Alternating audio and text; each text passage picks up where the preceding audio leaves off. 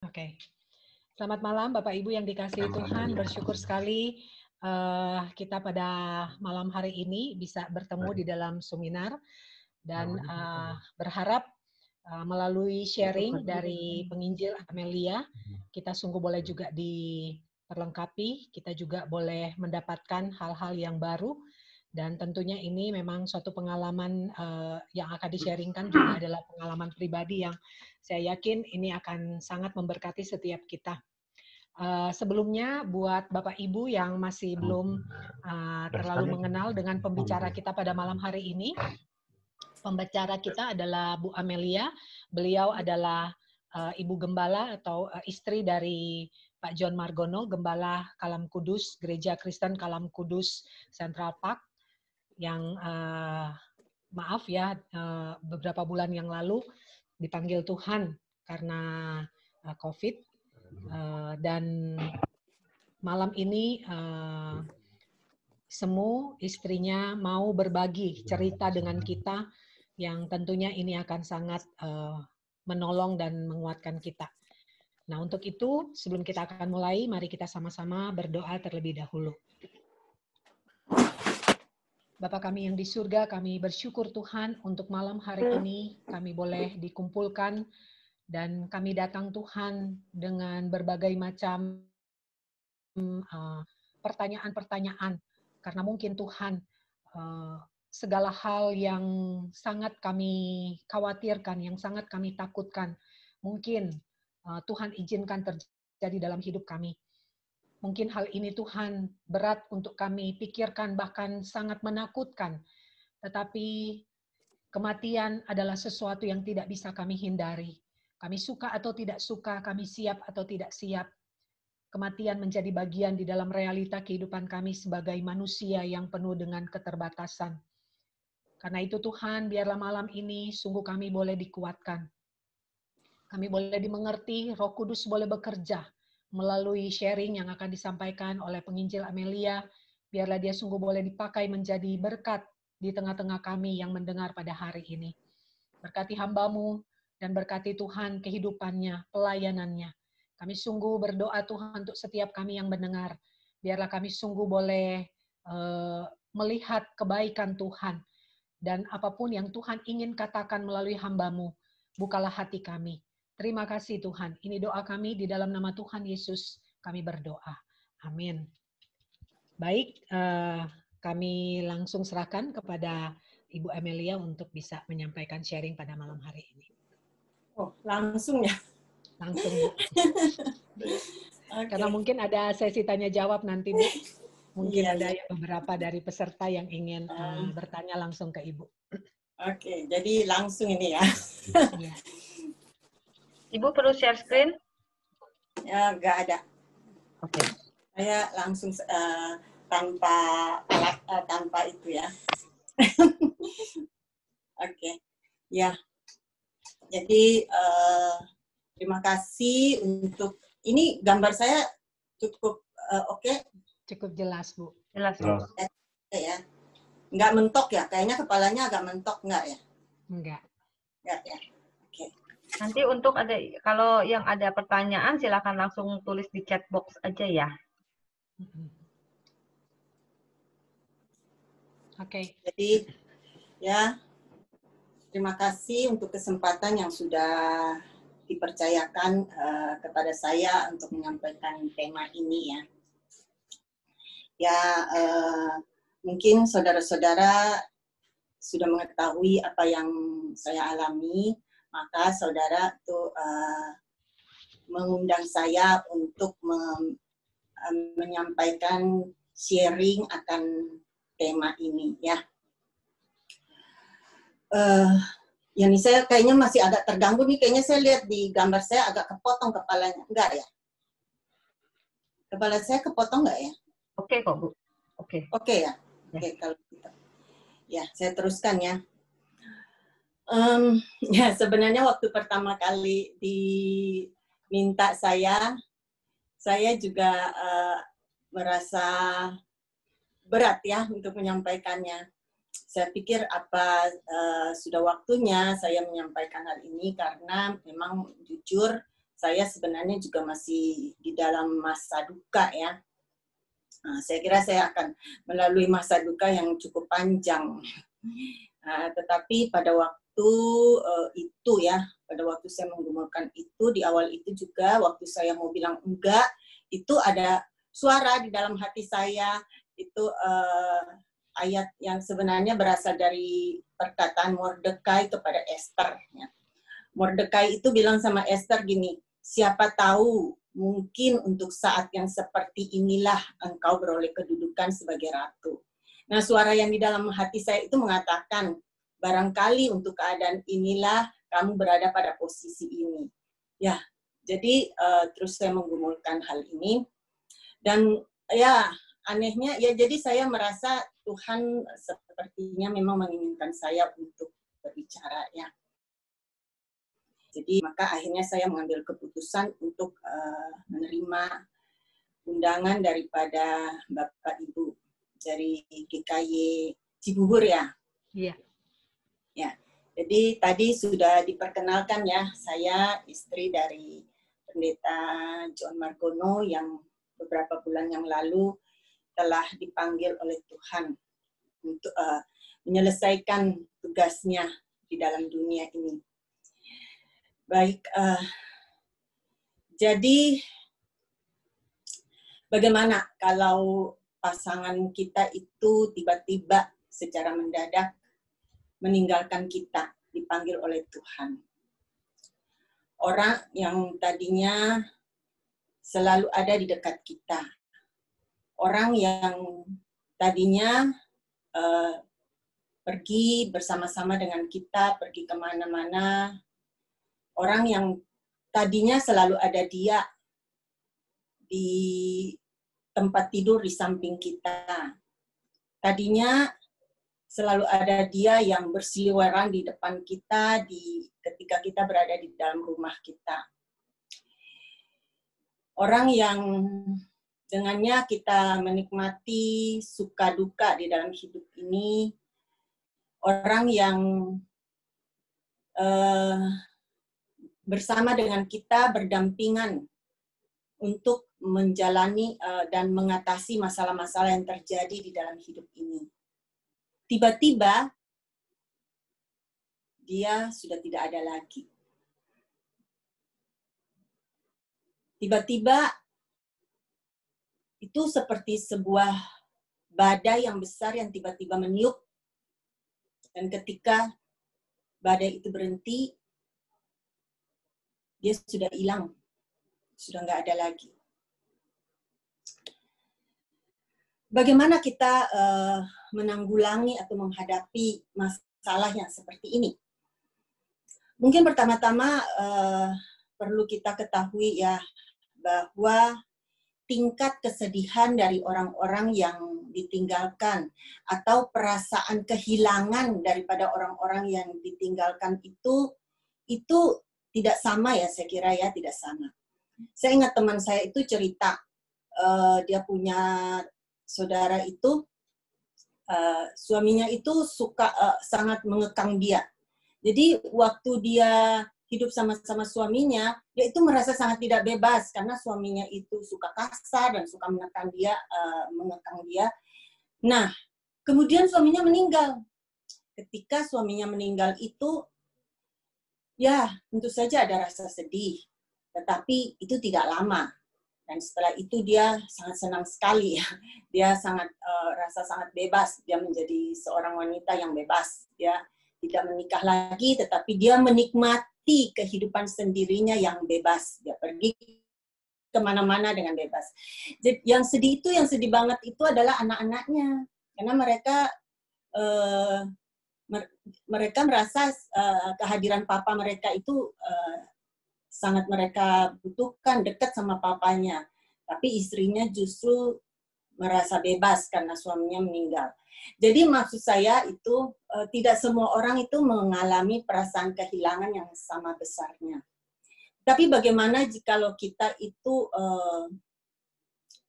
sangat dekat dengan pasangan kita?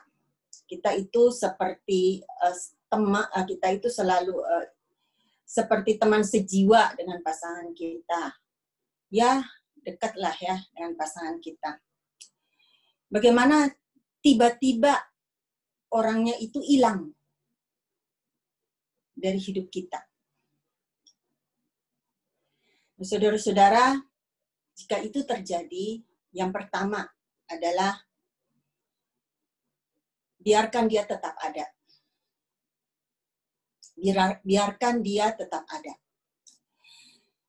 Ada seorang pembicara yang berbicara tentang kedukaan. Dia mengatakan waktu suaminya itu meninggal, setelah itu dia sulit untuk menemukan komunitas ya, karena banyak orang itu tidak terlalu mengerti akan pergumulan dia setelah suaminya meninggal ya. Banyak orang itu mengucapkan kata-kata yang ya kebanyakan kalau orang gereja ya kata-kata rohani begitu ya, yang bagi mereka itu nggak masuk gitu ya. Nah, jadi dia itu membentuk satu kelompok yang terdiri dari orang-orang yang sama ya. Jadi mereka adalah para orang-orang yang telah ditinggalkan oleh pasangan mereka masing-masing. Nah, waktu mereka berkumpul itu mereka biasa saling tanya ya, apa yang dikatakan orang kepadamu, apa yang dikatakan orang kepadamu. Jadi mereka senang untuk membicarakan hal itu. Lalu masing-masing ngomong, lalu mereka ada satu hal yang mereka itu saling tanya. Mereka bilang, apa sih yang paling dibenci, yang paling menjengkelkan, kata-kata apa yang paling menjengkelkan yang kamu dengar. Dan mereka sepakat, ada salah satu kata yang paling menjengkelkan bagi mereka itu adalah kata tebak, saudara-saudara. Move on. Itu yang paling mereka benci, yaitu kata move on.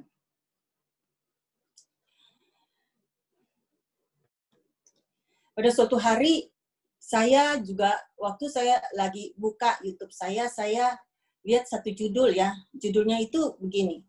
When someone you love die, there's no such thing as moving on. When someone you love die, there's no such thing as moving on. Ketika seseorang yang kau kasihi meninggal, tidak ada kata moving on. Kenapa, saudara-saudara? Nah, saya waktu lihat itu, saya senang, saudara. Saya senang. Wow, ternyata ada kata-kata seperti ini ya.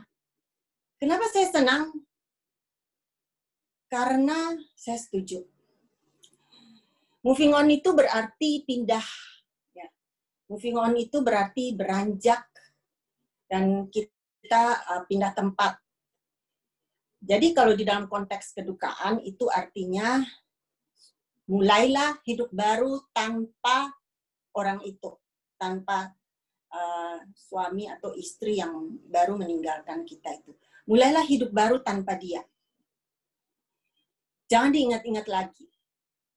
Biarkan dia menjadi bagian dari masa lalu. Saudara-saudara, ada sebuah ungkapan ya. Ungkapan lama itu saudara-saudara pasti tahu. Jauh di mata, dekat di hati. Jauh di mata, dekat di hati. Itu adalah sebuah ungkapan yang biasa kita ucapkan untuk orang-orang yang kalau kita punya teman atau punya saudara yang dekat dengan kita, tapi kemudian kita harus berpisah di seberang lautan. Nah, kita bilang, ya kita jauh di mata, tetapi kita dekat di hati. Bagaimana dengan kalau itu adalah dalam kasus meninggal? Ya sama, saudara-saudara, dia sekarang berada di seberang sana. Ya, kita ada lagu di seberang sana, gitu ya. Dia juga sekarang berada di seberang sana, sama seperti yang tadi. Itu orang yang nggak bisa kita lihat, ini juga kita nggak bisa lihat. Cuman bedanya kalau orang yang tadi itu, di dalam hidup kita ini, di dunia ini, kita masih punya waktu, mungkin masih akan ada kesempatan, itu masih mungkin bagi kita bisa bertemu lagi. Tapi kalau yang sudah dipanggil oleh Tuhan, yang di seberang sana itu, di seberang awan-awan itu, itu kita sudah nggak bisa lihat lagi selama kita masih hidup di dalam dunia ini. Tetapi itu kan sama sebenarnya, jauh di mata. Jauh di mata bukan berarti hati pun jauh. Jauh di mata, tetapi orangnya itu masih tetap ada di dalam hati kita. Kita tidak perlu memaksakan diri kita itu untuk mengusir dia dari kenangan kita, dari hati kita. Kenyataannya, saudara-saudara, ketika orang yang kita kasihi itu, orang yang kita sayang itu meninggalkan kita di dalam apa yang kita sebut dengan kematian itu, kita kemudian menemukan bahwa ternyata kita itu sayang banget sama dia. Mungkin tadinya itu ya, mungkin, ini saya nggak bilang saya dengan suami saya seperti itu, tapi ya mungkin ya, tadinya itu kita sering ribut-ribut sama dia. Tapi ketika dia itu tiba-tiba kita ngalami yang seperti itu, justru pada saat itu mungkin saya lihat banyak orang itu kemudian menjadi merasa bahwa ternyata dia sayang banget sama orang itu. Sama pasangannya atau sama mama papanya begitu. Ada anak yang tadinya waktu papanya masih hidup dia itu suka ribut sama papanya, tetapi ketika papanya meninggal dia nangis-nangis sampai mau masuk ke dalam kubur. Pada waktu orang yang kita cintai itu meninggalkan kita, justru pada saat itu kita menjadi sadar sekali betapa kita mencintai dia. Ya. Dan saudara-saudara, kenyataannya mungkin malahan kita itu lebih lagi merasakan rasa kasih kita itu kepada orang tersebut, kepada kekasih kita itu. Jadi saudara-saudara, jalani saja prosesnya.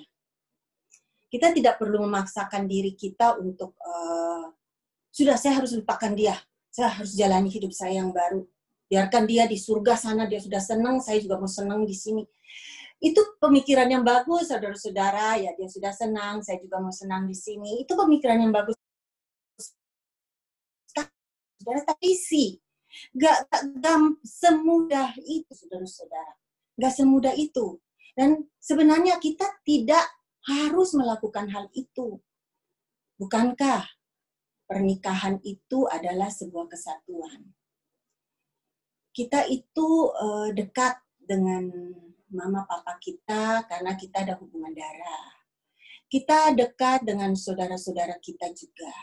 Kita dekat dengan mereka karena ada hubungan darah. Tetapi tidak ada yang namanya kesatuan dalam kedekatan kita dengan orang-orang itu. Tetapi dengan suami kita, pasangan suami dan istri itu, Allah telah merancang itu sebagai sebuah kesatuan. Itulah sebabnya kita itu begitu melekat dengan pasangan kita, jikalau kita memang menjalani sebuah kehidupan pernikahan yang harmonis. Ya. Saya ingat teman saya itu waktu saya bilang, aduh saya rasanya sangat kehilangan, begitu saya sedih banget. Itu teman saya bilang, ya tentu saja kamu kehilangan separuh dari jiwa kamu. Lalu saya bilang, bukan separuh, lebih daripada separuh. Saya bilang gitu, lebih daripada separuh. Saya rasanya hampir kehilangan diri saya. Gitu ya. Ya, jadi itu realitanya, saudara-saudara, realitanya. Itu ada satu seperti saudara-saudara sesuatu yang sudah menempel gitu, tiba-tiba ditarik, dicabik, dilepaskan begitu, itu akan tercabik. Dua hal yang sedang menempel, tiba-tiba satu ditarik, maka itu akan tercabik. Seberapa besar lengketannya, sebesar itu juga cabikannya akan terjadi. Jadi itu tidak mudah ya saudara-saudara. Kita juga tidak bisa bilang sama orang yang sedang mengalami hal tersebut dengan gampang saja bilang seperti itu. Dia sudah di surga, kamu sekarang senang saja. Tidak bisa. Dia sudah senang maksudnya. Jadi kamu ya udah nggak usah diingat-ingat lagi orangnya. Nggak bisa seperti itu. Dan kita juga tidak perlu memaksakan diri kita. Kita cukup jalani prosesnya. Karena segala sesuatu di dalam hidup ini ada proses. Ya. Segala sesuatu di dalam hidup ini ada prosesnya. Dan proses itu adalah sesuatu yang perlu kita jalani. Segala sesuatu yang harus dilalui oleh proses, harus dilalui di dalam proses, itu harus dijalani. Karena dengan demikian baru terjadi emosi yang sehat. Emosi yang sehat itu terjadi di dalam waktu kita itu menjalani proses. Ini kan prosesnya melibatkan emosi. Dan di dalam proses yang kita lewati itu, jika kita ikutin prosesnya, maka di situ kita akan mengalami pertumbuhan. Selama kita berada di dalam proses, kita itu mengalami pertumbuhan kita. Jadi Tuhan izinkan itu terjadi di dalam hidup kita, mari kita jalani itu di dalam prosesnya. Ada sebuah ungkapan lama juga yang mengatakan bahwa waktu itu akan menyembuhkan. Waktu akan menyembuhkan. Saya kira Bapak, Ibu, saudara-saudara semua setuju ya dengan hal ini. Bahwa waktu itu akan menyembuhkan. Pertama-tama itu pasti terasa sangat menyakitkan sekali. Cerita ke dia bahwa dia juga pernah kehilangan beberapa kali kehilangan, dan karena hubungan mereka keluarga itu sangat dekat sekali, maka kehilangan itu sangat menyakitkan sekali. Itu sangat menyedihkan sekali. Begitu dia pulang ke rumah, dia mau nangis kencang-kencang. Ini hamba Tuhan, saudara-saudara, hamba Tuhan. Dia menangis kencang-kencang dan kemudian dia melalui hari-hari yang sangat berat sekali karena orang yang dikasih itu meninggal. Nah, lalu saya bilang sama dia, iya memang ya, kalau begitu waktu kejadian pertama itu semua kenangan itu terasa sangat menyakitkan. Tapi lama-kelamaan itu akan menjadi kenangan manis. Lalu dia bilang, iya. Saudara-saudara, saya belum sampai ke tahap itu. Sekarang yang masih waktu saya ngomong sama dia itu, yang terjadi adalah semua kenangan itu sangat menyakitkan. Sampai saya gak bisa tidur. Begitu saya tutup mata, itu kenangan-kenangan datang dan itu sangat menyakitkan. Saya gak bisa tidur. Sampai gak bisa tidur. Saudara-saudara, sangat menyakitkan. Tetapi saya tahu bahwa ketika saya menjalani proses di dalam waktu ini, akan tiba saatnya di mana kenangan-kenangan yang sekarang ini terasa pahit, itu akan tiba masanya itu menjadi pahit-pahit manis atau manis-manis pahit. Jadi sekali lagi saya katakan, jalani saja prosesnya. Ada wanita yang tadi saya cerita di awal itu, yang bahwa suaminya itu meninggal dan kemudian dia memiliki perkumpulan orang-orang yang sama-sama senasib, itu dia mengatakan seperti ini. Sekarang saya telah menikah lagi dengan Matthew. Kami memiliki 4 orang anak dari pernikahan masing-masing. Jadi saya 1, yang lain itu suami saya membawa 3 anak dari pernikahan yang lalu. Kehidupan sangat baik sekarang ini, tetapi saya tidak pernah move on. Dan aku sangat benci kata itu. Karena itu mengatakan bahwa kehidupan dan kematian Aaron, nama suaminya ya. Kehidupan dan kematian Aaron itu hanyalah sesuatu yang hinggap hanya sejenak saja. Yang dapat dan mungkin harus kutinggalkan. Aaron tetap ada di dalam hidupku dengan sangat nyata saat aku menyebut namanya. Bukan karena aku sedang melakukan penyangkalan atas kepergiannya, tetapi karena orang yang kucintai, yang aku telah kehilangan dirinya itu, tetap hadir bagiku. Dia bilang, so present for me. Benar-benar hadir bagiku saat ini, sampai saat ini. Sampai saat dia itu sudah menikah. Karena dia itu tidak terhapuskan. Dan bagiku dia itu selalu ada di sini. Di dalam pekerjaan yang kulakukan, di dalam anak kami, dan 3 anak lain yang kubesarkan saat ini, yang sebenarnya nggak pernah mengenal Aaron. Tetapi yang bisa hadir di dalam hidupku semata-mata karena aku memiliki Aaron dan karena aku kehilangan Aaron. Dia ada di dalam pernikahan saya dengan Matthew. Aaron ya, maksudnya Aaron itu ada di dalam pernikahan saya dengan Matthew. Karena kehidupan dan kematian Aaron telah menjadikan diri saya orang yang Matthew ingin nikahi. Jadi, saya tidak pernah move on dari Aaron. Kenyataannya adalah saya move forward with Aaron. Ya. Jadi dia mengatakan, saya tidak pernah move on dari Aaron, tapi saya berjalan maju, menjalani kehidupan saya ini bersama-sama dengan Aaron. Jadi saudara-saudara, biarkan dia tetap ada. Lalui proses waktu, yakinlah bahwa kita pasti bisa jalani ini. Perlahan-lahan kita bisa melihat matahari lagi. Perlahan-lahan matahari yang kita lihat itu bisa dapat kita itu nikmati lagi. Bisa makin hari makin terang lagi kita lihat. Ya, jadi biarkan dia tetap ada. Tidak perlu dilupakan. Yang kedua, saudara-saudara, miliki teman-teman atau seseorang untuk curhat dan tetaplah berhubungan.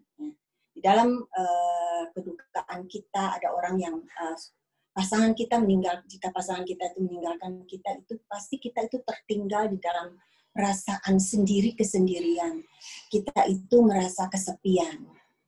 Karena orang yang tadinya dekat dengan kita, orang paling dekat dengan kita, orang yang hati kita itu terikat padanya, orang yang kehadirannya itu memberikan rasa di dalam hidup kita, itu tiba-tiba sudah nggak ada. Maka kita itu terhempas di dalam kesepian, di dalam kesendirian. Saudara-saudara, kalau kita mengalami itu, kita jangan menyendiri lagi dengan membawa luka hati kita, membawa kepahitan hati kita di kamar, kita menyendiri, menangis sendiri, menikmati kesendirian dan kesepian kita. Tidak, saudara-saudara, kita justru butuh orang lain. Kita justru butuh berkumpul dengan orang-orang lain dan paling tidak miliki satu orang teman curhat. Ya, kalau bukan teman ya mungkin pendeta, mungkin siapalah ya, yang kita itu bisa dengan bebas mengungkapkan isi hati kita kepadanya. Ya, jadi sekali lagi saya katakan miliki teman-teman atau seseorang untuk curhat dan tetaplah berhubungan. Saudara-saudara, kalau ada Alkitab, saya mau ajak kita lihat ya dari Matius pasal 26 ayat 37 dan 38. Matius pasal 26 ayat 37 dan 38.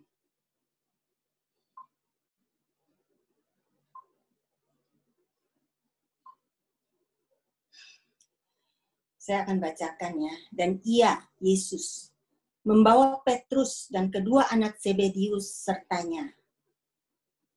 Ya, dia membawa Petrus dan kedua anak Zebedius besertanya. Maka mulailah ia merasa sedih dan gentar. Lalu katanya kepada mereka, perhatikan apa yang Tuhan Yesus katakan kepada mereka. Hatiku sangat sedih, seperti mau mati rasanya. Tinggallah di sini dan berjaga-jagalah dengan aku. Tuhan Yesus curhat, ya. Tuhan Yesus curhat perasaannya yang terdalam pada saat itu. Dia bawa 3 orang yang paling dekat dengan dia. Dia perlu teman, saudara-saudara.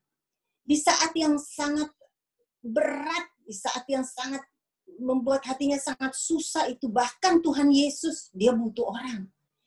Dia, karena orang-orang yang paling dekat dengan dia itu adalah murid-muridnya, maka dia bawa itu 3 orang yang kita tahu sering kali itu paling dekat dengan Tuhan Yesus.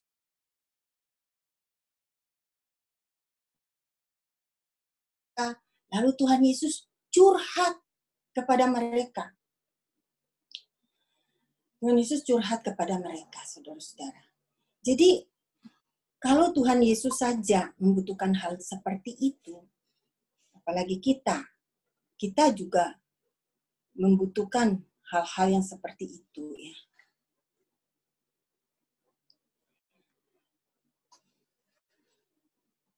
Waktu tadi saya bercerita tentang teman saya ya. Waktu saya itu sedang mengalami kedukaan itu, baru-baru mengalami ditinggal oleh suami saya itu, ada seorang teman, ada teman lah ya. Nah, ada satu orang teman itu yang setiap malam itu, sejak dia mulai telepon saya, setiap malam dia telepon saya. Jadi waktu saya baru mengalami hal tersebut ya, saya sih dikasih anugerah oleh Tuhan, maka ini juga bagi saya sebuah keajaiban, yaitu saya masih bisa melihat suami saya di waktu terakhirnya. Padahal kalau orang sakit COVID gitu nggak mungkin lagi bisa lihat orang itu di waktu terakhirnya kalau di rumah sakit, kecuali ya memang meninggalnya di depan mata. Tetapi saya masih diizinkan, diatur sedemikian rupa oleh Tuhan sehingga saya masih bisa melihat suami saya. Nah, setelah itu waktu saya kembali ke kamar saya, itu berapa waktu kemudian, saya menelpon teman saya. Saya cari teman. Saya cari teman, lalu saya cari teman yang satu, nggak dapet. Saya cari yang satu, dapet. Langsung saya itu nangis ya. Langsung saya nangis sama dia. Saya mengungkapkan kesedihan hati saya ya, saya nangis benar-benar, nangis benar-benar, dan dia juga ikut menangis bersama-sama dengan saya. Saya merasa sangat ada teman nangis gitu ya, saudara-saudara. Ada teman nangis, dan itu menguatkan ya. Ada teman ya. Itu ada ungkapan yang mengatakan kalau ada yang lain itu bersama-sama dengan kita, itu kita menjadi lebih kuat ya. Dan kemudian juga setelah itu ada seorang teman yang sejak dia telepon saya itu, dia terus-menerus setiap malam dia akan telepon saya. Dan kita itu ngobrol ya. Kita ngobrol karena dia orangnya lucu, jadi kita bercanda-bercanda, kita tertawa-tertawa. Nah, setelah tertawa-tertawa, saudara-saudara, setelah tertawa-tertawa, ntar udah selesai, ntar lagi diam-diam begitu, saya rasanya kepengen nangis, saya akan chat dia. Saya bilang, saya lagi kepengen nangis nih, kamu mau temenin saya nangis gak? Dia akan langsung telepon saya. Lalu saya akan menangis, dan dia nangis bersama-sama dengan saya. Jadi, itulah teman ya. Cuman saudara-saudara, ada masalah ya. Kebanyakan kita itu, banyak orang yang berduka itu tidak menemukan teman ya.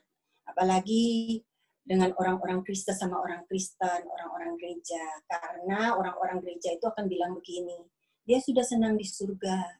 Dia sudah di surga, dia sudah senang.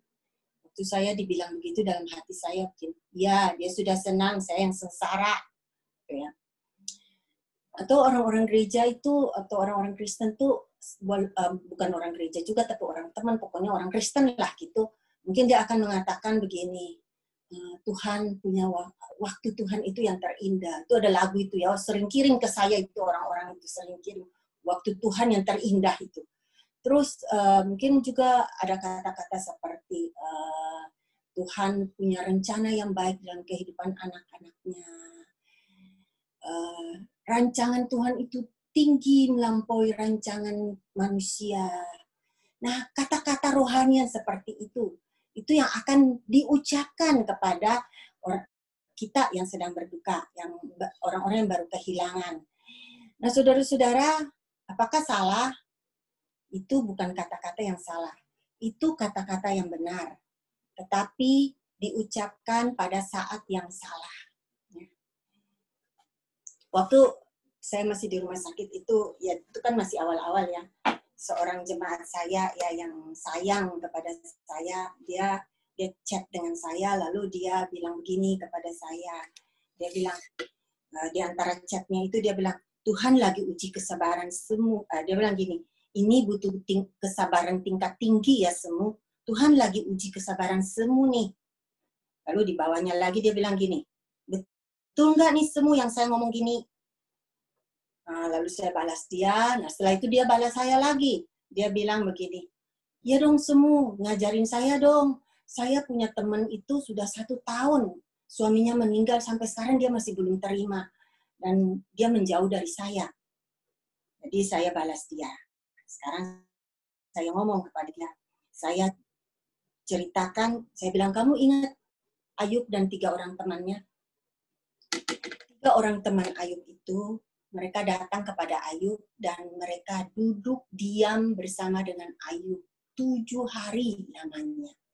Mereka diam saja, mereka nggak ngomong apa-apa, mereka hanya menemani Ayub bersedih hati, merasakan kesusahannya. Selama mereka diam, tidak ada masalah. Saya rasa Ayub merasa terhibur karena ada teman-temannya, ada orang-orang yang menyayangi dia, yang berada di samping dia. Dia merasa terhibur, dia merasa ada sesuatu yang lebih kuat di dalam hatinya. Lalu saya bilang, tapi kemudian mereka bicara. Waktu mereka bicara, masalah terjadi. Waktu mereka bicara, kemudian berantemlah mereka dengan Ayub. Sepanjang itu ayat-ayat itu dan ayat-ayat yang panjang itu isinya adalah perdebatan antara Ayub dan 3 orang temannya itu. Di dalam kitab yang begitu panjang, isinya adalah perdebatan antara Ayub dan 3 orang temannya itu. Mereka berusaha meyakinkan Ayub, mereka berusaha membela Allah. Ya, padahal kemudian saudara tahu di terakhir kalinya mereka itu berusaha membela Allah, malahan di belakang Tuhan, Allah yang mereka bela itu bilang mereka salah. Ya. Jadi waktu mereka bicara, justru kemudian ribut, bertengkar, dan Ayub itu sampai kayaknya ngomongnya gini, kamu orang sialan semuanya. Seperti kayaknya ngomongnya gitu, ada bilang gitu, kamu ini orang sialan semua, ngomong begitu, ngomong kata-kata apa itu semua kepada saya gitu. Sampai Ayub itu mengucapkan kata-kata yang menyatakan kemarahan yang begitu besar, bahkan kemarahan kepada Tuhan. Yang tadinya itu memang tidak terungkapkan, tetapi justru di dalam perdebatan itu mulai keluar ya, kepancing dia gitu ya, kepancing dia. Jadi saudara-saudara, seringkali itu kita salah bicara kepada orang yang sedang berduka. Orang yang sedang berduka itu mereka nggak butuh nasihat. Kata-kata rohani itu tidak bisa menggantikan perasaan kedukaan atau perasaan kehilangan yang sedang dialami oleh orang itu. Rasa kehilangan itu bisa diobati oleh apa, saudara-saudara? Kalau seseorang itu merasa kehilangan, itu artinya seperti gelasnya itu, katakan itu gelas itu ada air. Airnya tiba-tiba itu, airnya tumpah. Jadi gelasnya jadi apa? Kosong, ya kan? Gelasnya jadi kosong. Nah, gelas yang kosong itu harus dipulihkan dengan cara gimana? Ya diisi. Nah, diisinya, jadi artinya harus ada hal-hal yang membuat dia itu merasa terhibur, yang membuat orang itu merasa terisi, dan itu tidak bisa dengan kata-kata rohani atau nasihat-nasihat.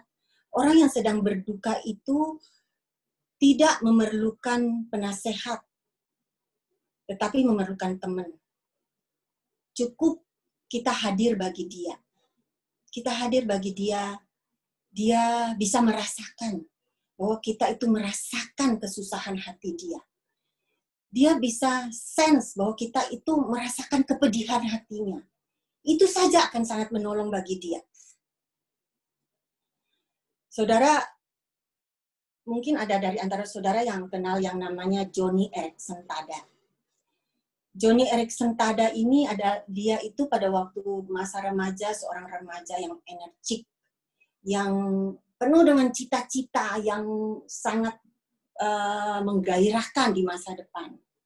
Tetapi pada suatu saat dia itu mengalami kecelakaan di laut atau di pantai, mengakibatkan seluruh tubuhnya menjadi lumpuh.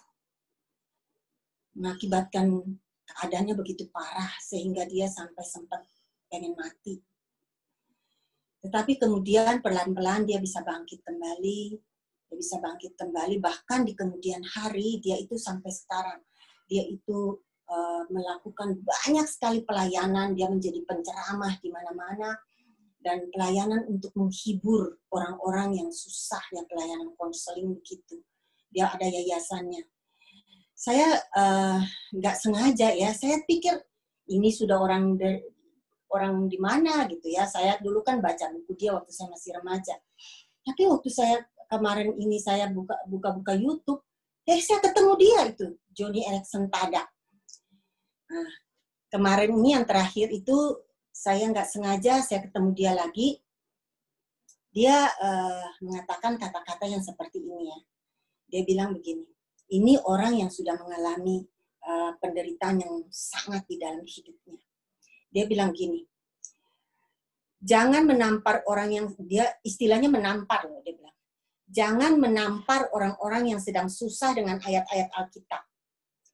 Tahanlah kata-kata rohani dari seorang yang sedang sedih atau depresi. Dan infuskan hidupmu kepadanya. Infuskan hidupmu kepadanya. Ya. Jadi, dia bilang seperti itu, saudara-saudara. Jangan menampar orang dengan kata-kata rohani dan ayat-ayat Alkitab. Tetapi infuskanlah hidupmu kepadanya. Jadi bagaimana kita hadir di dalam hidup orang tersebut. Dia juga kemudian mengatakan bahwa di masa-masa sulit hidupnya itu yang kemudian menyembuhkan dia itu adalah relasi. Yaitu orang-orang, teman-teman yang selalu hadir bagi dia. Saya baca itu, saya lihat teman-temannya juga, saudara-saudara, keluarga mereka itu luar biasa. Mereka sangat memberikan dukungan kepadanya. Nah, dia selanjutnya mengatakan seperti ini, untuk melakukan hal seperti itu ya, menginfuskan hidup kita kepada orang itu ya, itu membutuhkan harga. Namun pelayanan Kristen pada dasarnya adalah penuh dengan pengorbanan. Jadi kalau kita mau melayani orang yang berduka, ya itu yang harus kita lakukan. Kita harus bisa bayar harga dengan kehadiran. Tidak bisa hanya dengan kata-kata, beberapa kalimat di dalam rangkaian kata-kata yang panjang. Tidak bisa, saudara-saudara. Tetapi kehadiran kita, empati kita, yang ditunjukkan di dalam tingkah laku kita, itu yang bisa memberikan penghiburan kepada orang tersebut. Tuhan Yesus bilang begini, berbahagialah orang yang berduka cita, karena mereka akan dihibur. Ya, dia bilang, berbahagialah orang yang berduka cita karena mereka akan dihibur, bukan akan diberikan nasihat atau sebagainya, tetapi dihibur. Artinya apa? Orang yang berduka itu perlu penghiburan, bukan perlu nasihat. Nah, ini juga yang mungkin saya sekalian dalam waktu ini yang kasih masukan ya, bagaimana kita itu bisa menjadi teman buat orang yang sedang berduka. Dan sebenarnya poin saya di sini adalah orang yang sedang berduka ini, yang ditinggalkan oleh pasangan, ya kita lagi bicara tentang pasangan ya. Jangan kita melarikan diri, membanjiri ranjang kita dengan air mata di dalam kesendirian, tetapi keluar dari kamar, dari lembah gelap kita, temuilah orang-orang, terimalah uluran tangan daripada orang-orang yang mengasihi kita. Ada salah seorang jemaat saya juga yang mengalami kedukaan di dalam baru saja ya, suaminya juga meninggal karena COVID juga ya. Dia bilang kepada saya, tapi saya itu nggak mau merepotkan orang, nanti merepotkan orang ini melayani saya. Saya bilang kepada dia, nggak boleh, jangan merasa begitu, karena semua itu ada waktunya. Semua ada waktunya. Ada waktunya di mana kita menghibur atau menolong orang. Ada waktunya kita memberikan kesempatan kepada orang lain untuk menghibur atau menolong kita. Semuanya ada waktunya. Kita sebagai gereja Tuhan, kita adalah satu tubuh, kita adalah satu Persekutuan, sebuah persekutuan yang benar adanya, itu adalah persekutuan yang suka dan duka ditanggung bersama-sama. Kita berjalan-jalan, tertawa, menikmati pemandangan, menikmati semuanya itu bersama-sama. Juga ketika ada seorang yang sedang mengalami kesusahan, kita juga bersama-sama menanggung kesusahan itu. Ya, jadi itu hal yang kedua ya. Terus hal yang ketiga adalah mendekatlah pada Tuhan. Ya. Yang ketiga adalah mendekatlah pada Tuhan. Nah ini masuk ke yang lebih rohani ya. Jadi pada suatu hari itu ada seseorang mengirimkan saya sebuah video, itu adalah Elvis ya, kalau nggak salah Elvisnya sendiri itu yang nyanyikan lagu itu ya. Lagu itu ya. When you tell me that you love me. Ketika engkau mengatakan bahwa kamu cinta kepada saya. Saya lihat itu, setelah itu saya balas dia, saya bilang, sekarang udah nggak ada lagi yang mengatakan itu kepada saya. Jadi saya bilang sama Tuhan Yesus, Tuhan Yesus, saya ingin lebih lagi merasakan kasih. Sudah orang yang mengasihi saya itu sudah nggak ada, saya ingin lebih lagi merasakan kasih. Jadi saya makin butuh lagi kasih Tuhan pada saat ini. Tetapi saudara-saudara, kenapa saya ngomong seperti itu? Karena, nah ini saya jujur pada saudara-saudara ya, saya sharing ini. Karena sebenarnya selama masa kesusahan saya itu, saya tidak merasakan kasih Tuhan. Saya lihat pertolongan Tuhan. Saya lihat kehadiran Tuhan, saya lihat. Tetapi saya tidak bisa merasakan kasih Tuhan. Saya merasa seperti Tuhan ada, tetapi Tuhan gak mendekat kepada saya. Padahal selama hidup saya itu teman saya yang paling dekat itu adalah Tuhan. Walaupun saya dekat dengan suami saya, tetapi Tuhan yang paling dekat dengan saya sebenarnya adalah Tuhan.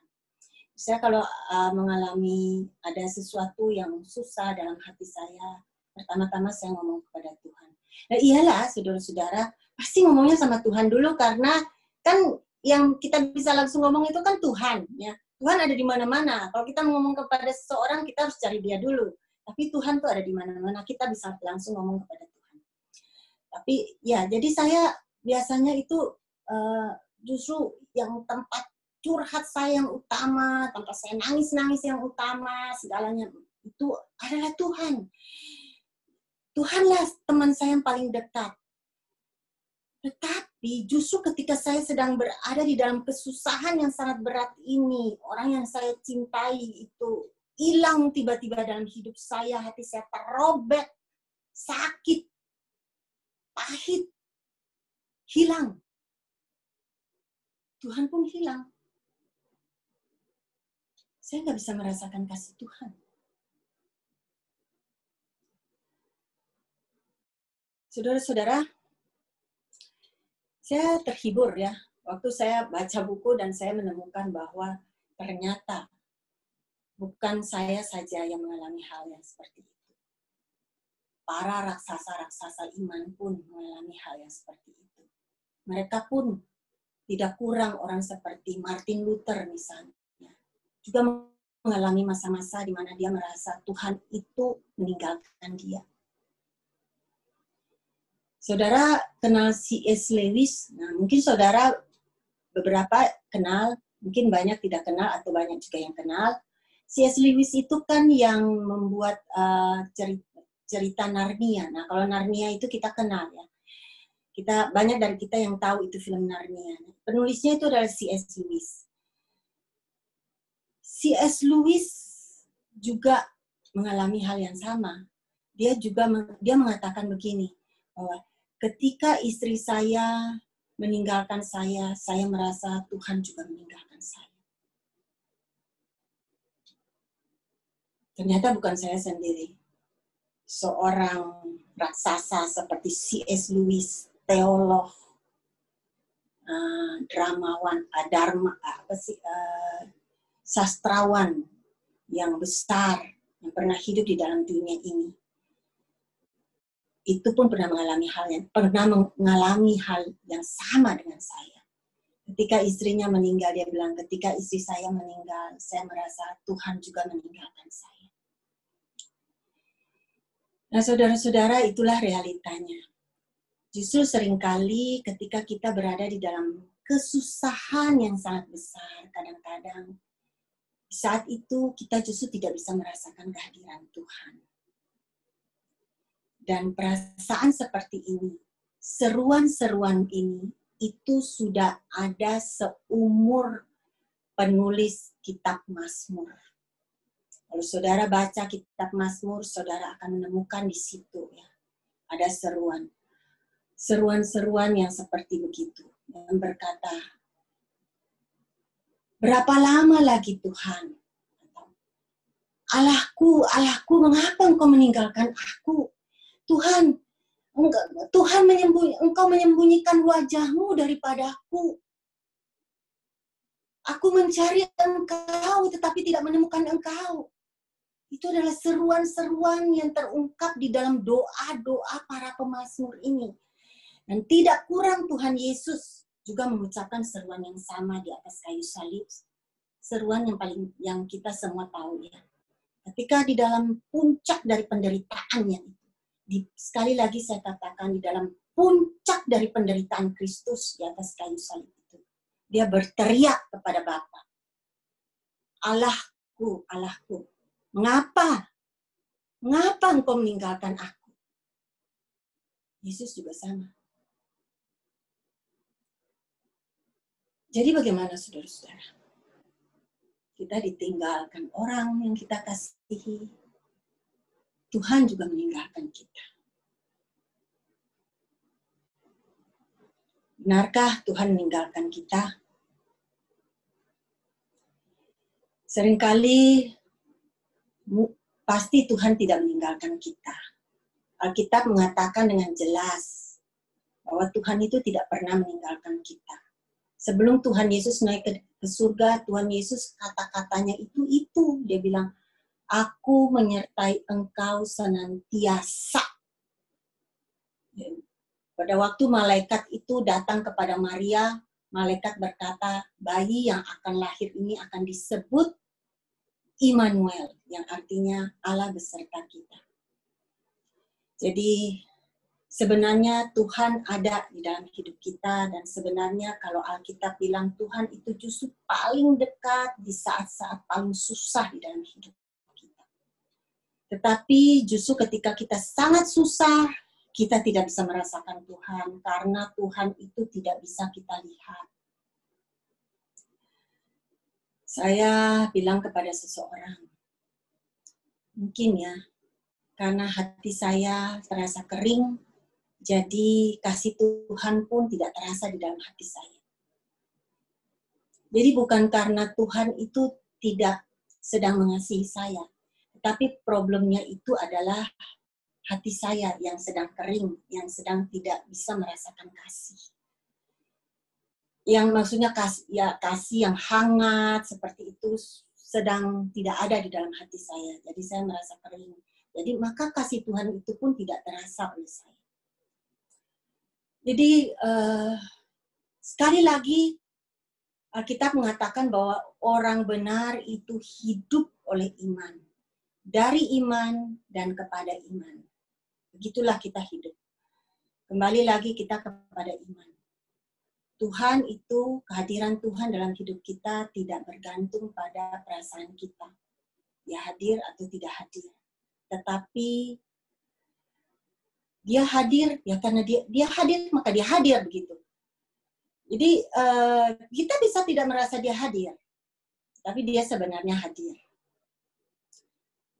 Kita hanya bisa percaya, ya, trust ya, trust artinya percaya, mempercayakan hidup kita kepadanya.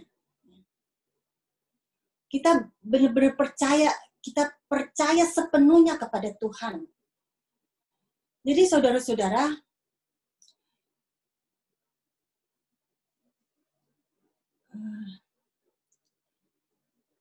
saya kembali kepada diri saya ya. Saya walaupun saya bergumul begitu berat dengan Tuhan sendiri, sehingga saya berkata begini, saya bilang begini.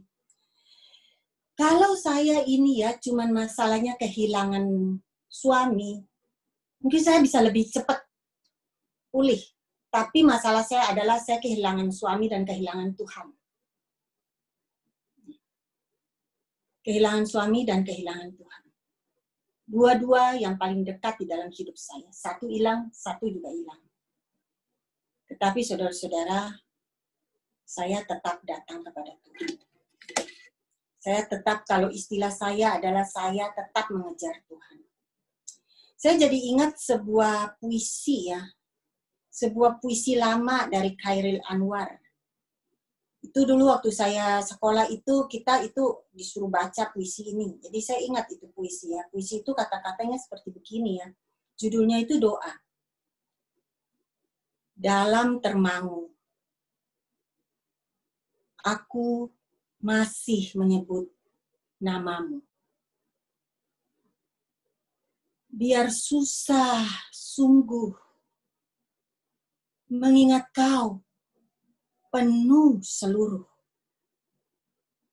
Cahayamu panas, suci. Tinggal kedip lilin di malam sunyi.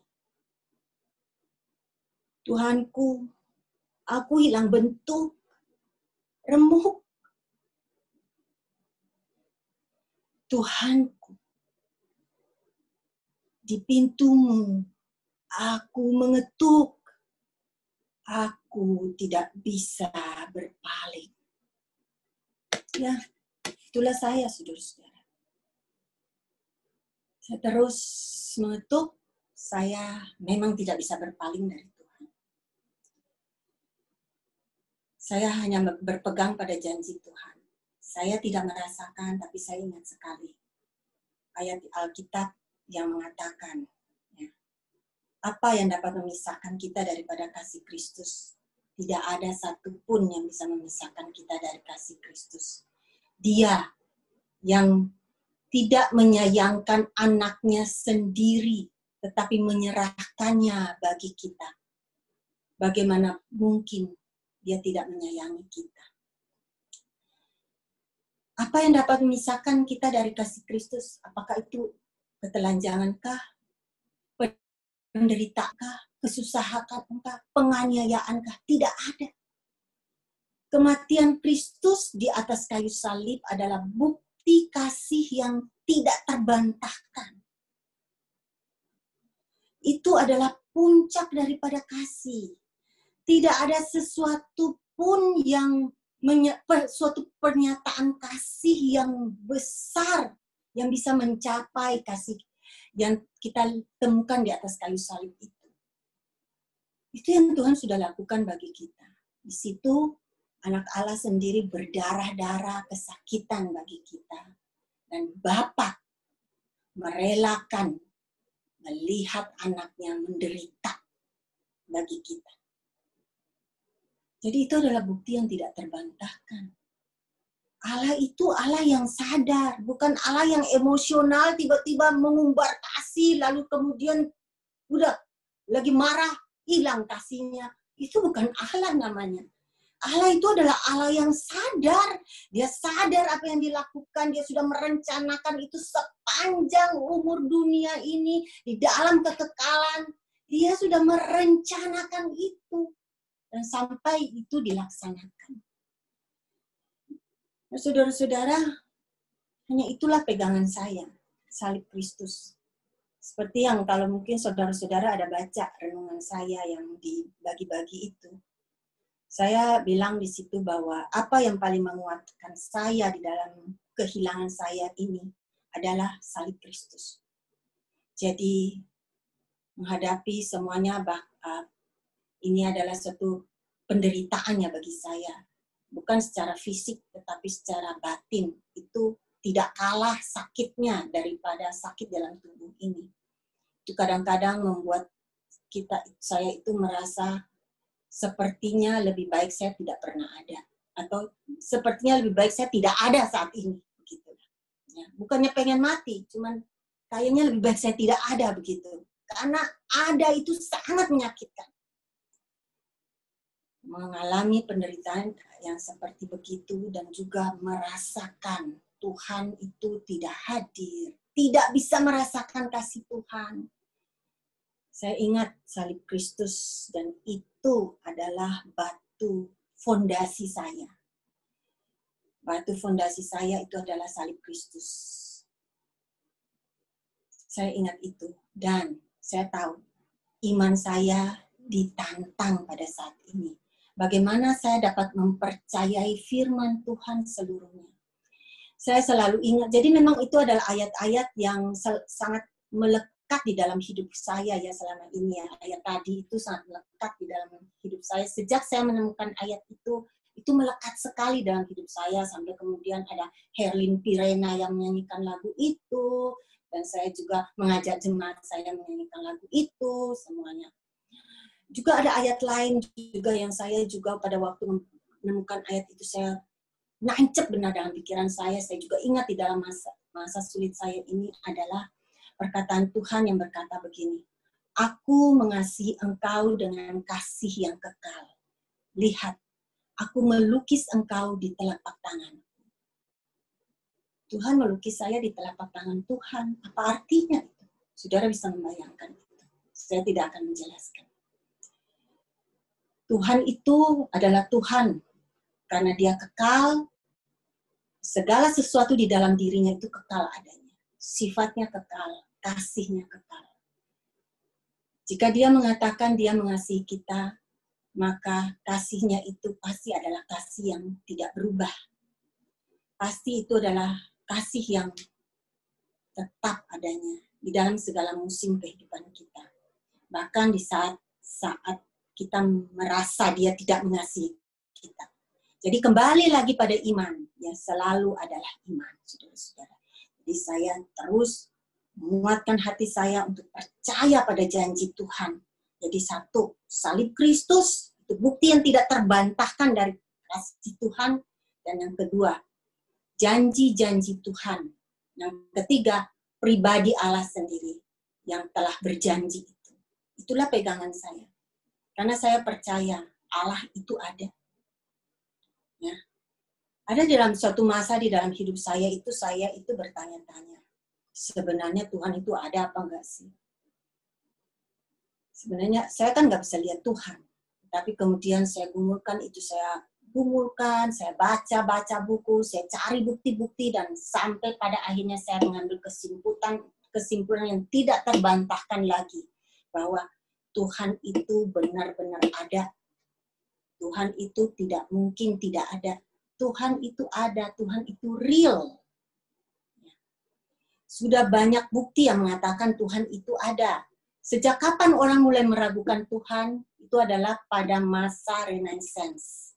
Itu pada masa ilmu pengetahuan itu mulai berkembang. Itu di saat itulah orang mulai mempertanyakan Tuhan. Itu ada apa enggak? Orang mulai meragukan kehadiran Tuhan. Orang mulai pada apa yang dinamakan naturalis. Jadi segala sesuatu adalah materi. Yang bersifat dalam materi ini, itu yang ada. Di dalam dunia ini, itu materi, itu yang ada. Jadi yang namanya spiritual itu tidak ada. Tetapi pada waktu-waktu belakangan ini, spiritualitas mulai bangkit kembali. Orang-orang lari kepada spiritualitas. Karena memang kita diciptakan sebagai makhluk yang spiritual, sehingga kita tidak bisa lari daripada itu. Dan spiritualitas yang kita miliki itu merupakan salah satu yang merupakan bukti yang tidak terbantahkan bahwa alam spiritual itu ada dan Tuhan itu ada. Ya, itu salah satu yang bisa saya katakan, yang menyatakan bahwa Tuhan itu benar-benar ada yang saya yakini. Ya, jadi saudara-saudara, saya menganjurkan masuk dalam poin saya yang ketiga itu adalah tetaplah bahkan mendekatlah kepada Tuhan. karena justru kita butuh Tuhan. Saudara-saudara, itu juga yang saya alami ya. Ketika saya itu percaya, terus berpegang, beriman pada janji Tuhan, pada saat itu saya mulai membuka hati saya kepada Tuhan, bukan? Dan pelan-pelan itu mulai hubungan saya dengan Tuhan itu mulai pulih. Sekarang masih di dalam proses, saudara-saudara. Masih di dalam proses, tetapi saya jalani ini dengan iman. Jadi kalau yang tadi saya bilang, saya menjalani kehidupan saya setelah kehilangan ini bersama-sama dengan dia, suami saya yang sudah meninggalkan saya ke surga itu, dia tetap ada di dalam hati saya, selama-lamanya tetap ada di dalam hati saya. Kehadirannya itu sudah membentuk saya. Ya. Jadi kehadiran pasangan saudara itu mau tidak mau itu membentuk saudara. Saudara menjadi orang seperti apa saat ini, itu andil daripada pasangan saudara itu ada di dalamnya. Jadi kita itu saling mempengaruhi satu dengan yang lainnya. Ya. Jadi dia pernah ada di dalam hidup saya dan dia tetap ada di dalam hidup saya. Ya. Sampai saya bertemu lagi dengan dia di hadapan Bapa. Dan yang kedua, tadi saya katakan adalah saya itu Tuhan itu juga tetap saya itu cari di dalam hidup saya, tetap saya kejar di dalam hidup saya. Kenapa saya bilang kejar? Karena saya merasa dia tidak ada, jadi saya kejarin dia terus. Ya. Jadi makanya tadi saya baca buku puisi tadi itu bilang, di pintumu aku mengetuk, saudara-saudara. Itu tadi saya ada ya. Di pintumu aku mengetuk. Maka saya itu ilustrasinya itu seperti begitu ya. Dari Tuhan itu kita butuhkan di dalam hidup kita selalu ya. Walaupun kita rasa dia tidak sedang merasakan itu, kita tetaplah berpegang padanya, tetap mencari dia, tetap walaupun kita sedang kecewa kepadanya, tetaplah ada di hadapan dia, jangan lari. Saudara itu boleh marah, saudara-saudara. Seorang teman saya itu waktu telepon sama saya itu dia secara tidak sadar, bukan tidak sadar, dia secara tidak eksplisit gitu ya, dia mendorong saya untuk marah sama Tuhan. Saya bilang, saya nggak marah sama Tuhan gitu ya. Jadi memang saya pikir, ngapain pula saya marah sama Tuhan? Apa gunanya saya marah sama Tuhan gitu ya. Tapi saudara-saudara, akhirnya di dalam pergumulan yang sangat berat itu keluar juga kata-kata itu kepada Tuhan ya, keluar juga kata-kata marah itu kepada Tuhan. Ketika saya sedang merasa sangat menderita begitu, bisa juga keluar misalnya sebenarnya perasaan Tuhan bisa dekat, bayangkan dekat sama tuh sesuatu tiba-tiba sesuatu itu terjadi dan saudara berpikir dia ada andil di dalamnya, itu saudara itu merasa tersakiti gitu kan ya. Kita itu tidak akan merasa tersakiti oleh seseorang dengan sangat kalau kita itu tidak punya hubungan dengan dia. Makin dekat kita dengan dia, makin sakit. Oke ya. Jadi kita harus tetap mencari Tuhan, mendekatkan diri dengan Tuhan. Yang terakhir, saudara-saudara, terjunlah di dalam pelayanan. Ada seorang jemaat yang bercerita kepada saya bahwa ketika papanya meninggal, papanya meninggal, mamanya itu sangat kehilangan suaminya, tetapi dia itu terjun, dia kemudian menjadi Kristen. Sebelumnya nggak jadi Kristen, bukan Kristen. Dia menjadi Kristen dan dia kemudian aktif di gereja, terjun di dalam berbagai pelayanan dan dia menjadi hidup. Jadi sebenarnya saudara-saudara, kesibukan di gereja itu dapat menjadi obat bagi kita. Kita butuh orang, kita bisa pergi dengan orang-orang, teman-teman, bersenang-senang, tetapi saudara-saudara, akan lebih baik bagi kita jikalau kita itu berkumpul, kita itu melakukan kebersamaan dengan orang lain dengan cara membagi hidup kita dengan sesama kita. Tuhan sudah menciptakan kita, merancang kita sedemikian sehingga ketika kita membagi hidup kita dengan orang lain, kita mendapatkan kekuatan, kita mendapatkan kebahagiaan tersendiri. Itulah sebabnya saya melakukan hal ini kepada hari ini, saudara-saudara. Saya membagi hidup saya kepada saudara-saudara. Dan orang yang paling mengerti kesusahan orang lain adalah orang yang juga pernah mengalami kesusahan dalam hidupnya. Ya. Jadi terjun di dalam pelayanan. Oke, sampai di sini ya saya punya apa yang bisa saya sharingkan kepada saudara-saudara. Silakan jika ada yang mau bertanya.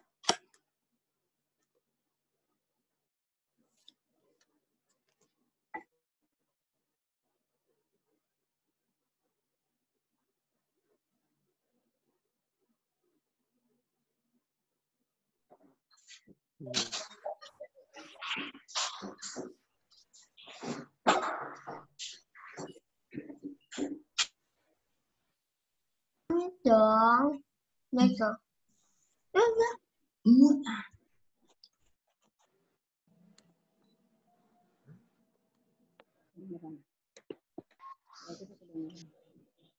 Waktu peristiwa Musa dipanggil Tuhan, apakah sempat terbersit satu pertanyaan atau satu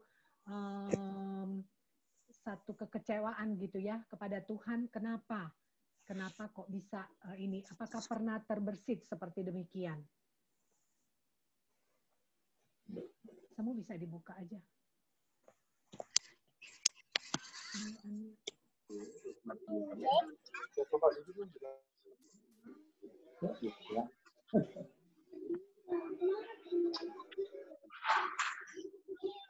Tolong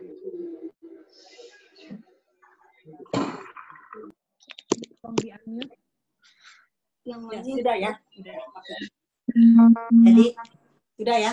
Mbak. Jadi seperti Ayub itu waktu dia baru mengalami, ini baru saya sadar ya mengalami ini ya. Awalnya itu saya memang, maka tadi saya bilang waktu teman saya itu bilang begitu, saya nggak merasa bahwa saya perlu marah kepada Tuhan, saya nggak merasa marah kepada Tuhan. Tetapi kemudian di dalam berjalan waktu itu saya merasa saya perasaan yang begitu gitu ya, saya ada marah. Bu Etna bisa tolong di-unmute.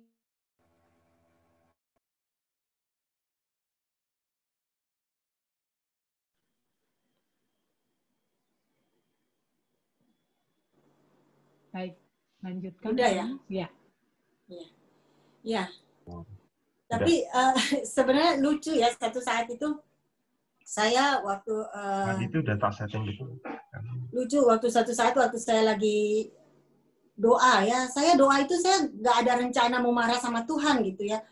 Lagi saya doa itu tiba-tiba tuh muncul itu dalam pikiran saya, lalu saya bilang gini kepada Tuhan, saya bilang, ini saya masih di rumah sakit sih. Di rumah sakit itu kan, jadi suami saya meninggal, terus saya di situ di rumah sakit, saya sengsara banget itu. Apa ya, saya jantungnya itu, saya kan dikasih obat kloroquine itu kelihatannya nyerang ke jantung saya dan mengakibatkan saya juga tremor ya. Jadi itu kelihatannya berpengaruh juga. Terus hati saya yang sangat tertekan begitu ya, saya di dalam rumah sakit itu, di dalam bilik itu sangat sengsara ya saudara-saudara. Nah, jadi saya waktu itu pas saya berdoa tiba-tiba tuh pengen ngomong, tiba-tiba saya bilang gini kepada Tuhan, Tuhan, saya mau marah kepada Tuhan. Saya bilang gitu. Tuhan, saya mau marah kepada Tuhan ini. Lalu kenapa Tuhan itu saya ngalamin kayak gini, saya gak ingat tepatnya. Pokoknya saya mengungkapkan kemarahan, cuman dalam 2-3 kalimat begitu, tiba-tiba, saya itu tadinya lagi puter tuh lagu dari puter musik itu, dari handphone itu lagu-lagu lama yang gembira gitu ya, lagu-lagu lama itu kan ada yang gembira itu yang nonstop, itu lagu nonstop yang gembira. Saya lagi puter itu, nah sebenarnya saya tuh dengerin kata-katanya, kata-kata daripada lagu itu. Saya sepanjang lagu itu nyanyi itu, saya itu kurang, nggak terlalu dengar kata-katanya. Tapi pas saya lagi ngomong itu, tiba-tiba kuping saya nangkep ke lagu itu. Lagunya yang bunyinya gini, sabar dalam susah dukamu, sabar Tuhan selalu sertamu. Nah itu, tiba-tiba saya nangkep kata-kata itu. Jadi Tuhan jawab saya langsung. Tuhan jawab saya, suruh saya sabar rupanya. Itu ya waktu saya lagi ada dalam rumah sakit. Jadi ya kalau menjawab pertanyaan itu ya pada saat-saat rasanya sangat gak tahan begitu ya. Itu bisa akhirnya marah-marah gitu sama Tuhan. Tapi anehnya adalah walaupun saya marah sama Tuhan, ya tadi saya bilang kan saya rasa kayak Tuhan ninggalin saya atau Tuhan gak mengasihi saya begitu. Tapi saya itu jauh-jauh di dalam hati saya tahu Tuhan mendengarkan saya. Tuhan bisa mengerti perasaan saya. Nah seperti gini ya, kita itu punya anak, lalu kita itu melakukan sesuatu hal yang membuat anak kita itu jadi sengsara lah begitu ya. Katanya gitu ya, tanda kutip, ya pokoknya membuat dia itu sengsara, menderita gitu. Tapi kita tahu kita melakukan itu untuk kebaikan dia. Kita izinkan, kita bikin dia mengalami seperti itu. Lalu, nah kalau kita tuh orang tua yang bijaksana, orang tua yang benar-benar sayang sama anak kita, dan bijaksana, lemah lembut gitu. Waktu dia marah-marah, kita dengerin dia marah. Karena kita tahu, itu memang membuat hatinya sakit. Itu membuat dia itu sangat menderita. Jadi dengerin aja dia marah. Nah, kira-kira saya merasa Tuhan itu seperti begitu ya. Jadi selama ini memang hubungan saya dengan Tuhan itu, Tuhan itu seperti papa bagi saya itu ya. Nah, jadi itu yang saya rasakan. Jadi walaupun saya marah-marah atau apa, saya jauh di dalam hati saya tahu Tuhan itu mendengarkan saya. Ya. Dia mengizinkan saya berteriak-teriak. Dia mengizinkan saya untuk berteriak-teriak di hadapan dia. Oke. Ya, Oke. Thank you semua. Mungkin kalau masih ada pertanyaan berkaitan dengan sharing pada malam hari ini. Ibu Fanny W ya, itu ada Ibu raise Fanny? hand. Oh ya. ada Ibu Kimki juga ya. Silakan bisa langsung kalau ada yang mau Yang langsung raise hand, bertanya. ya.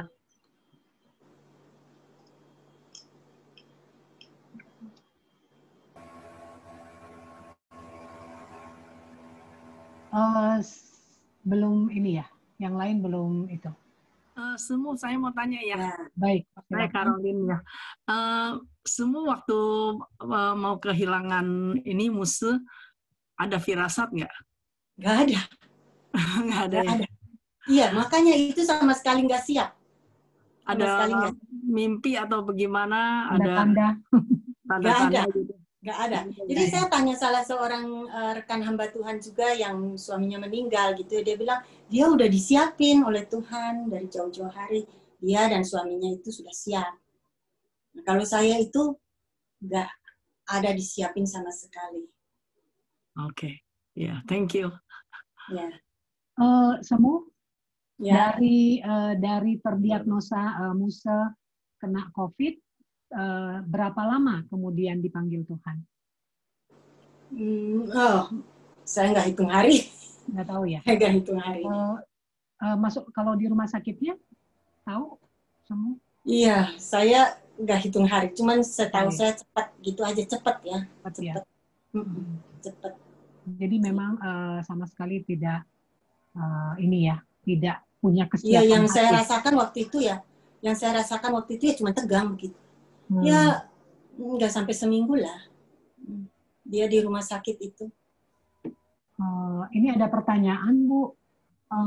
Apakah dalam kondisi seperti saat itu, Ibu juga pada waktu itu semua juga pada waktu itu sedang sakit, dan kemudian Musa dipanggil Tuhan, apakah ada perasaan bahwa Tuhan sepertinya tidak, di sini pertanyaan, apakah Tuhan, Ibu merasa Tuhan tuh mengkhianati Ibu begitu. Ya, perasaan dikhianati itu ya. Ada itu. Itu benar, perasaan dikhianati. Nah, jadi saya itu waktu itu bilang, saya itu merasa dikhianati oleh Tuhan. Saya ngomong sama seseorang senior ya. Saya merasa Tuhan itu mengkhianati saya. Ya, tadi saya kan bilang, kalau kita hubungan dekat, maka kita tuh merasa lebih sakit. Nah, sebenarnya itu ya, merasa dikhianati begitu. Karena justru karena hubungan dekat, jadi rasa dikhianati. Dan waktu saya baca buku itu, When It Hurts, itu Where is God When It Hurts, itu saya senang banget. Saya senang banget karena di situ dia bilang banyak orang itu merasa dikhianati oleh Tuhan. Saya baru tahu ternyata bukan saya saja. Yang maksud saya senang itu. Ternyata bukan saya saja yang memiliki perasaan dikhianati itu. Ternyata orang-orang lain juga sama dengan saya. Merasa dikhianati. Iya. Baik, kalau sudah tidak ada pertanyaan, kita akan menutup. Maaf, ini masih ada satu.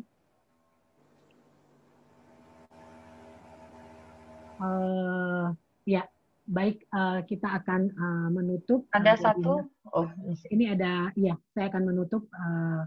Jadi poin yang kita dapatkan pada malam hari ini, bagaimana memang kehidupan pernikahan kita dengan pasangan kita, seperti firman Tuhan mengatakan bahwa pasangan kita itu menjadi satu daging, dan kita juga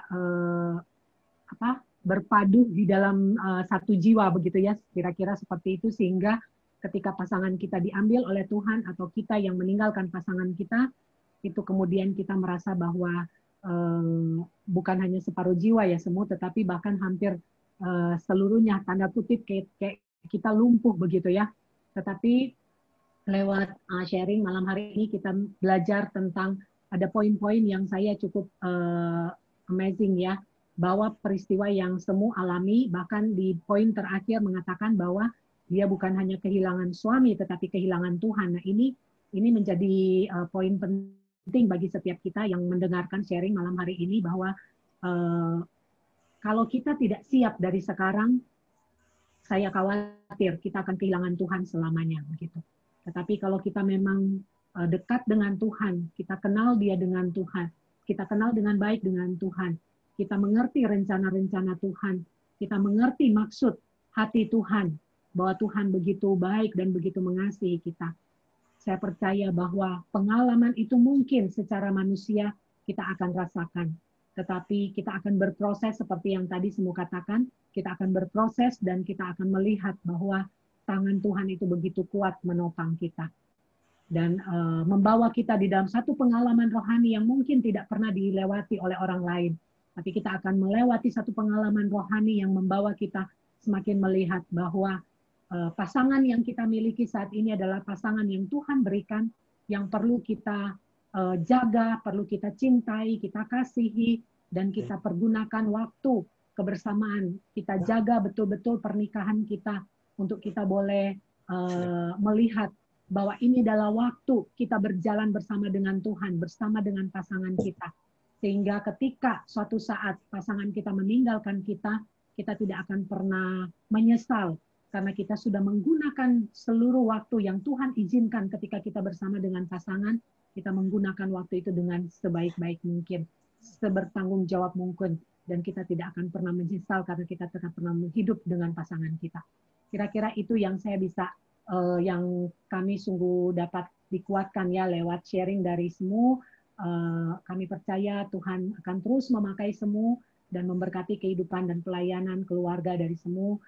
Yang kami juga sorry karena sebenarnya masih di saat berduka, tetapi kami sudah meminta untuk bisa pelayanan pada malam hari ini. Tuhan memberkati untuk kesediaannya. Jadi terima kasih Bapak Ibu untuk kesediaan pada malam hari ini kita bisa mengikuti webinar. Kita akan tutup di dalam doa. Sebelum Pak Tatang akan tutup di dalam doa, apakah saya bisa minta untuk semua partisipan bisa membuka kamera kita untuk pengambilan foto terlebih dahulu? Oke, tolong dibuka kameranya. Kita akan foto 4 kali ya. Ya, oke, silakan dibuka kameranya. Kok nggak bisa ya? Itu masih ada. Bentar, tunggu sebentar ya. Ya, Baik, baik. ditaruh mana deh? Udah di copy, capture aja. Udah. Oke. Capture aja. 1, 2, 3, ya. Bentar. Yang ketiga.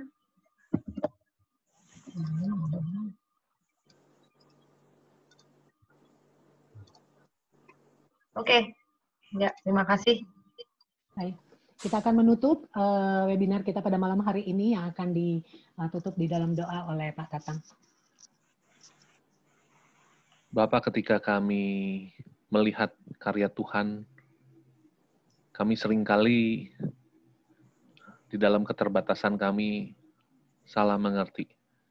Tetapi kami bersyukur bahwa Tuhan tidak melepaskan kami. Anugerah Tuhan terus merangkul kami, membawa kami untuk merasakan bagaimana kasih Tuhan begitu luar biasa. Kami bersyukur untuk sharing pada malam hari ini, di mana Ibu Amelia sungguh menguatkan kami, memberkati kami, dan kami rindu kami juga boleh gunakan momen-momen yang masih Tuhan berikan kepada kami untuk terus belajar, untuk terus membangun kehidupan keluarga kami, kehidupan rohanian kami, sehingga ketika kami menghadapi tantangan-tantangan masalah kehidupan, kami tetap percaya, kami tetap kuat, dan kami sungguh rindu untuk tetap berjalan di dalam setia bersama dengan Tuhan. Terima kasih Tuhan untuk webinar malam hari ini. Terus bangun kami di dalam pertumbuhan rohani kami bersama Tuhan, di dalam Tuhan. Terima kasih Tuhan, mohon berkat-Mu untuk juga Ibu Amelia di dalam pelayanan dan juga keluarganya. Pakai untuk terus menjadi saluran berkat-Mu. Terima kasih Tuhan, di dalam Kristus kami naikkan doa permohonan kami. Amin. Amin. Selamat malam Bapak Ibu. Untuk pertemuan kita pada malam hari ini, saya mengingatkan pada bulan depan kami Pak Sutri GKI Cibubur juga akan mengadakan webinar dengan tema disfungsi keluarga, betul ya? Disfungsi keluarga. Ya. Dengan pembicara Bapak Rizal Badudu pada tanggal 25 September di jam yang sama 7:30 malam. Buat Bapak Ibu yang bersedia join, kami persilakan. Terima kasih untuk malam hari ini. Selamat malam. Tuhan Yesus memberkati setiap kita. Terima kasih semua. Terima kasih. Terima kasih. Terima kasih Bu Amelia. Terima kasih.